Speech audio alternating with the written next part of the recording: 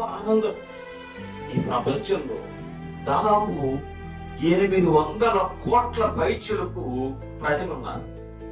గమనించాలి, అందులో 591 కోట్ల మంది మనుషులు ఆస్తిని, అంటే ఏదో ఒక దేవుణ్ణి, ఏదో ఒక దేవతను ఆరాధించేటువంటి వారు ఆస్తికులు. అయితే 220 కోట్ల మంది అందులో క్రైస్తవులు. మిగిలినటువంటి వారు రకరకాలుగా ఉన్నారు. రకరకాల ముస్లింలుగా, హిందువులుగా చాలా తక్కువ మంది.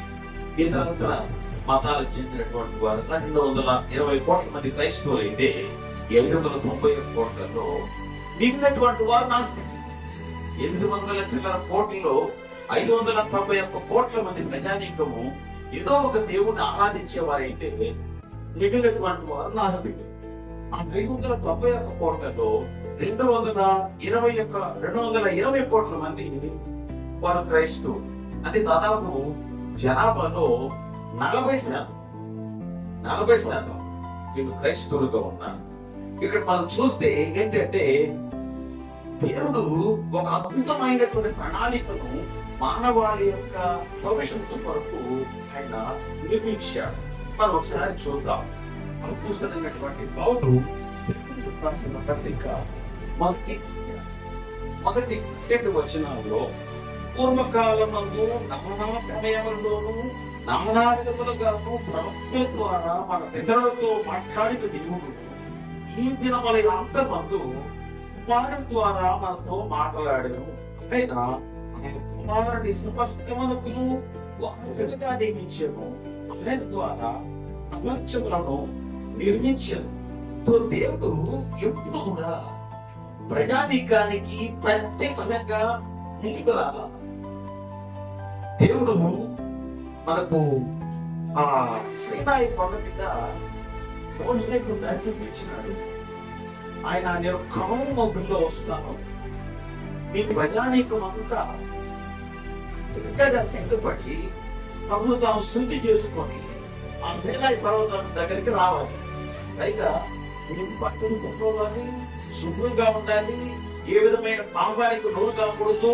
ఒకవేళ చుట్టుపక్కల ఉండొచ్చు కానీ కొందరు సమీపించవచ్చు, కానీ కొందరు తాకూడదు. తాగితే చచ్చిపోతారు.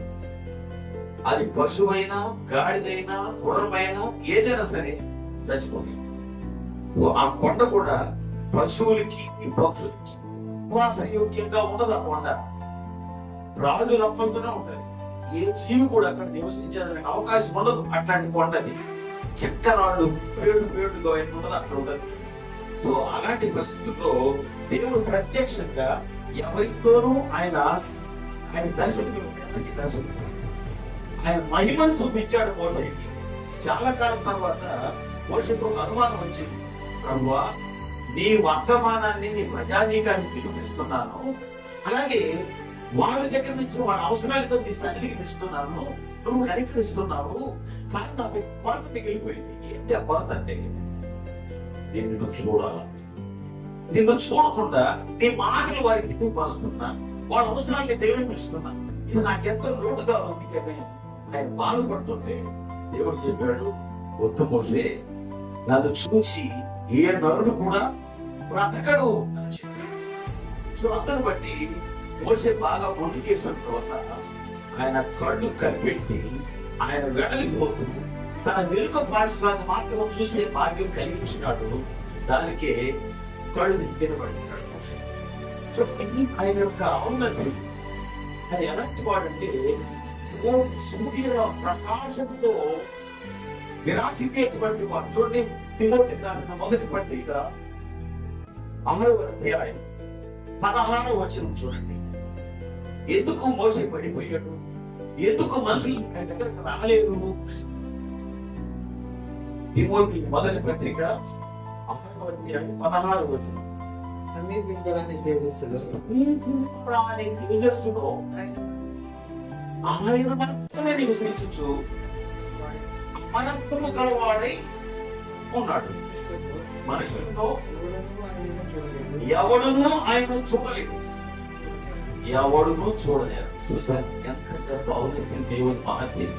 అంత శ్రమశక్తి సంపన్నుడు. మనము మన భౌతిక నేత్రాలతో సూర్యుడిని చూడాలి కదా, డైరెక్ట్ గా చూడాలి, ఒక వస్తువును కూడా చూడాలి. సూర్యుని కాంతి ఆ వస్తువు మీద పడి అది ప్రతిబింబించి మన కంటిలోకి వస్తున్న వస్తువు మనకు కనిపిస్తుంది. అలాగే మరి లోకానికంతటికి వెలిగించేటువంటి సూర్యుని మనం చూడలేం. సూటిగా మన కళ్ళు పాడైపోతాయి, కాసేపు చిటకరిస్తాం సూర్యుని చూడాలంటే.